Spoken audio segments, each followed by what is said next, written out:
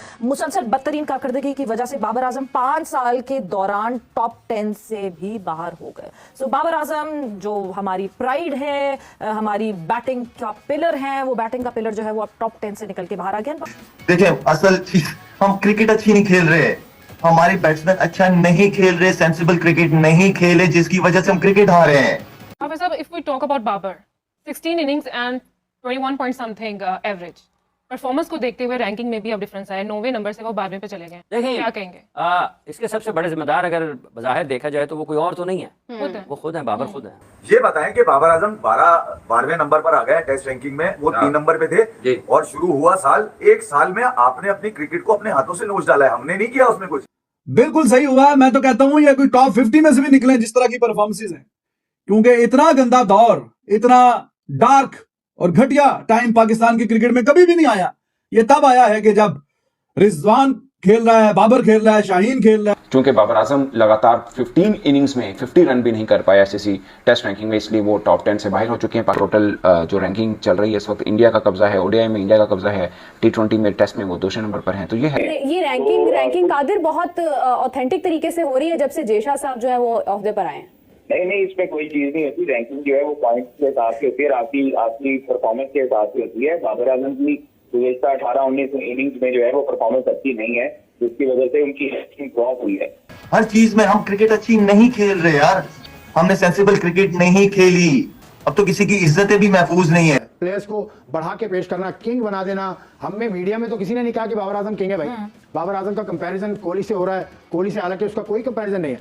ये बहुत ही ठीक हो रहा है कि इनकी जो रैंकिंग जो तगमे शगमे हैं ये सब इनसे वापस लेने चाहिए। सो बाबर आजम जो हमारी प्राइड है, हमारी बैटिंग का पिलर है, वो बैटिंग का पिलर जो है वो अब टॉप 10 से निकल के बाहर आ गया।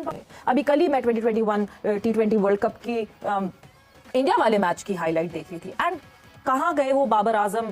प्लेयर्स को बढ़ा के पेश करना, किंग बना देना। हमें मीडिया में तो किसी ने नहीं कहा कि बाबर आजम किंग है भाई। बाबर आजम का कंपैरिजन कोहली से हो रहा है, कोहली से, हालांकि उसका कोई कंपैरिजन नहीं है। लेकिन मीडिया वाला कोई नहीं है, सोशल मीडिया के हो सकते हैं या वो फ्रेंचाइज टीम हो सकती है।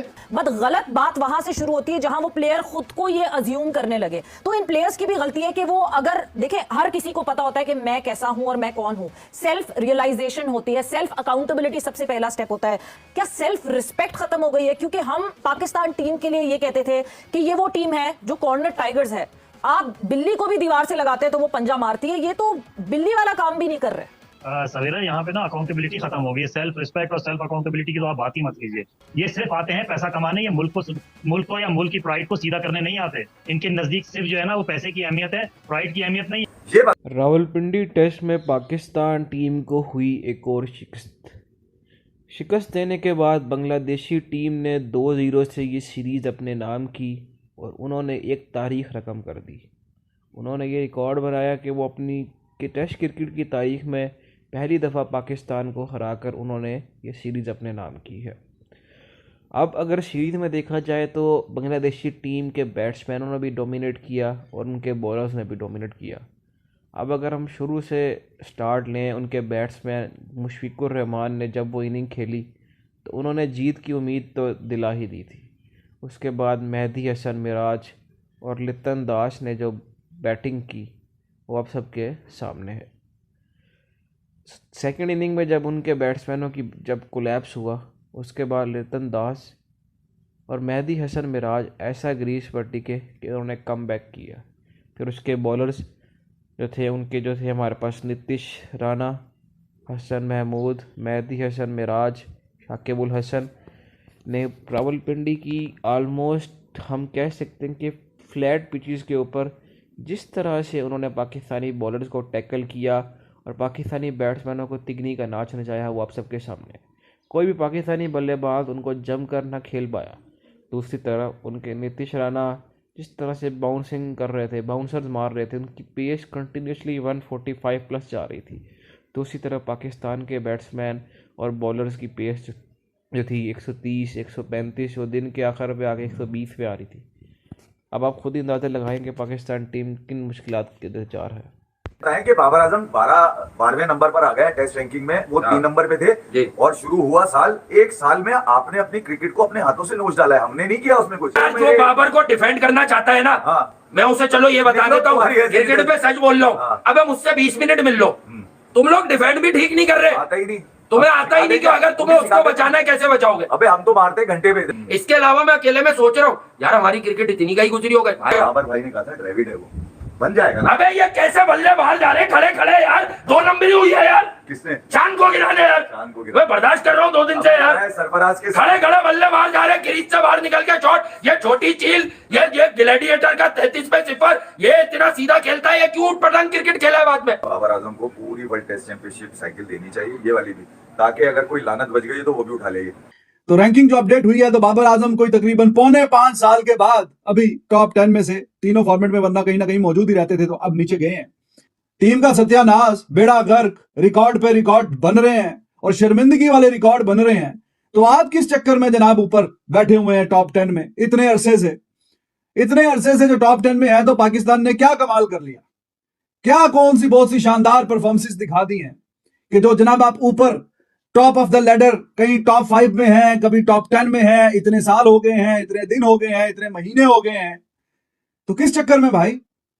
तो बिल्कुल ठीक हुआ, बिल्कुल सही हुआ। मैं तो कहता हूं ये कोई टॉप 50 में से भी निकले जिस तरह की परफॉर्मेंसेस हैं, क्योंकि इतना गंदा दौर, इतना डार्क और घटिया टाइम पाकिस्तान की क्रिकेट में कभी भी नहीं आया।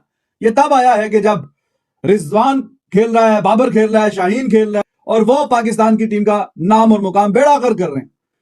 तो ये यही डिजर्व करते हैं। इंडिविजुअल ग्लोरी के लिए खेलते खेलते पाकिस्तान का पूरा सत्यानाश कर दिया। सिर्फ Babar Azam is not responsible, लेकिन चूंकि ही वाज द कैप्टन जब से ये सिलसिला स्टार्ट हुआ है, हार और हार, तो इसलिए बहुत ज्यादा जो ब्लेम है वो बाबर आजम को जाता है कि बाबर आजम की कप्तानी में ये सिलसिला शुरू हुआ, और अब जब कप्तानी का बर्डन नहीं है तो बैटिंग में भी कुछ नहीं हुआ, ना ऑस्ट्रेलिया में ना घर में खेलते हो। I don't know how this ranking system ये कैसे काम करती है, क्या हिसाब किताब है इसका, एल्गोरिथम कोई अजीबोगरीब सा ही है।